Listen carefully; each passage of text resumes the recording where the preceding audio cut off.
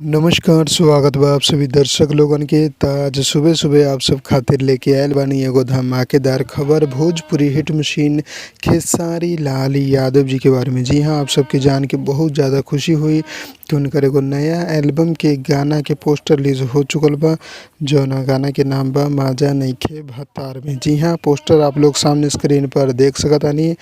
गाना के release debt announcement ना कइल गइल बा, लेकिन गाना के टीम की बात करी त खेसारी जी गौले बड़े, कृष्णा वेदार्दी लिखले बड़े, संगीत देले बड़े पुनीत बिहारी जी और जेडीआर म्यूजिक यूट्यूब चैनल पर आप लोगन के ई फुल वीडियो सॉन्ग बहुत जल्द देखे के मिली। उम्मीद बा बिहान न त परसों आप सबके बीच में ई गाना रिलीज़ हो जाई।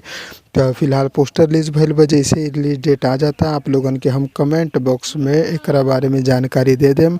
अगर अपडेट पसंद आयल बा त लाइक करी, ज़्यादा से ज़्यादा शेयर करके चैनल के सब्सक्राइब कर दी। मिलम अगला वीडियो में। जय भोजपुरी, प्रणाम।